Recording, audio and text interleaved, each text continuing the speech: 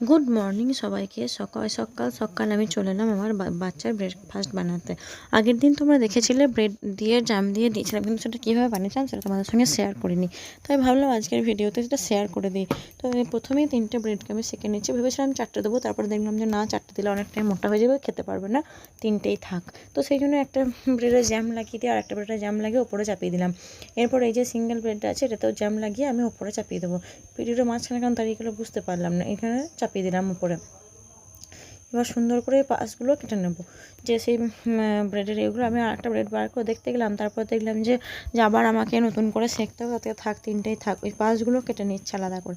পাশগুলো কেটে দিলে কী হয়, বেশ নরম, ব্রেডের নরম অংশটা থাকে, ধরতেও সুবিধা হয়, খেতেও সুবিধা হয়। আর পাশগুলো থাকলে বড্ড শক্ত শক্ত হয়ে যায় সেঁকার পর।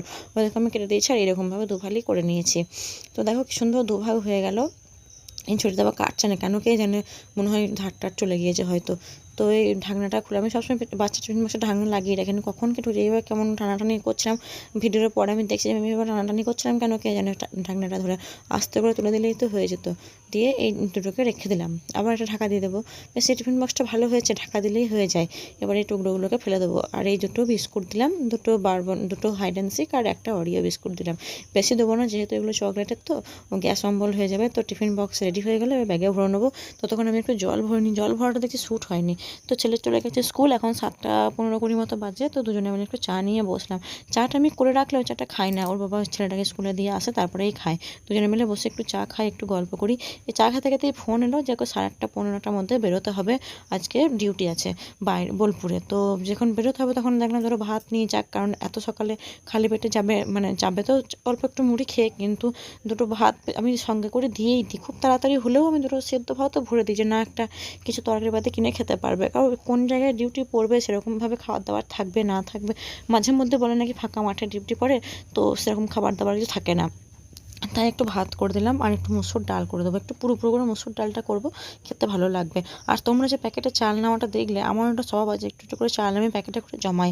তো দেখি পরে অনেকটা হয়, এ মাসে আমি প্যাকেটে জমিয়েছি দেখছি, কিন্তু অন্যদিন আমি কোটোর মধ্যে জমাই। তো একটু পটল ভাজা, একটু ডাল আমি সব বসিয়ে দিয়েছি। তো আমি 3টে গ্যাস ব্যবহার করি, ছোটো গ্যাস একটা আর এই বড়ো গ্যাস, তো দুটো ওভেন থাকে। তো 3টে গ্যাস ব্যবহার না করলে হয়তো হতো না। এদিকে সেই তেলের মধ্যেই কলাগুলো ছেড়ে দিলাম, কলাগুলো সব একসঙ্গে ছাড়লেই হতো, কিন্তু একটা একটা করে ছাড়লাম এই কারণে যাতে কলাগুলো একটার সঙ্গে একটা লেগে যাবে না, আর বেশ খুব সুন্দর চিপসের মতন গোল গোল করে ভাজা হতে থাকবে। এদিকে দেখো আমার ডালটাও হয়ে গেছে। ডালটা না, ওই ডালটা খুব পছন্দ করে, একটু করে গোটা করে ডাল থাকবে, একটু কাঁচা পেঁয়াজ আর একটু কাঁচা তেল দিয়ে খেতে খুব পছন্দ করে।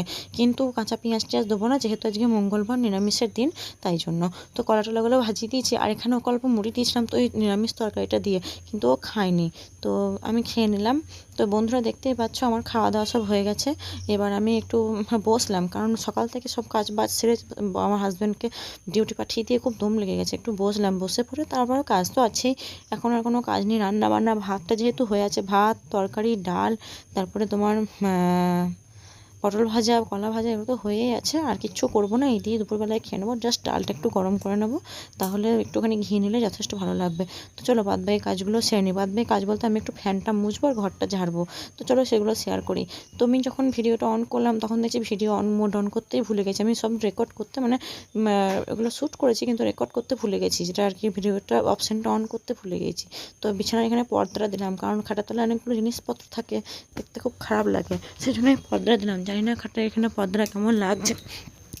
তো সমস্ত কাজ বাজ সেরে ঝাঁটফাট দিয়ে ঘর মুছে সুন্দর করে আমি রেডি হয়ে এখন আবার একটু চা খাচ্ছি। আমার চায়ের একটু বেশি নেশা আছে, এখানে দুধ দিয়ে গেছে, দুধটা গরম বসিয়েছি আর ওই দুধ দিয়ে একটু চা বসিয়ে দিয়েছি। চায়ে একটু নেশা আছে, কি করবো, তা কিছু করার নেই। তাই অল্প একটু মুড়িও নিলাম, শুধু চাটা খেলাম না। দেখলাম প্রায় 12:30 বাজে, শুধু চা খাবো না, অল্প একটু মুড়ি দিয়ে খাই। একটু দোকান গেছিলাম, এটা সন্ধেবেলা একটু দোকান গেছিলাম, দোকান থেকে কিষানের একটা জ্যাম নিয়ে এসেছি, একটা আমুলের বাটার নিয়ে এসেছি, আর একটা হ্যান্ড ওয়াশ নিয়ে আসি। যেহেতু আমার ফ্রিজ নেই তাই জন্য আমি ছোটোর বাটারটা নিয়ে আসি, কারণ বেশি দিন রাখবো, নষ্ট হয়ে যাবে, না হবে, অল্প একটু নিয়ে এলাম। ওটা আমার এখন আপাতত 1 মাস চলে যাবে, 1 মাস চলে যাবে। উল্টোপাল্টা করে দেবো, জ্যাম একদিন বাটার একদিন, তাহলেই হবে। আর এই সবজিগুলো নিয়ে এলাম, সবজিগুলো নিয়ে এসে আমি সাজিয়ে গুছিয়ে রেখে দিলাম। তো আজকের ভিডিওটা আমি এই পর্যন্তই করছি। ভিডিওটা কেমন লাগলো আমাকে সবাই জানাবেন, ভালো লাগলে একটা ছোট্ট করে লাইক করে দেবেন। আর এতক্ষণ দেখার জন্য ধন্যবাদ। আবার দেখাবো নতুন একটা ভিডিও।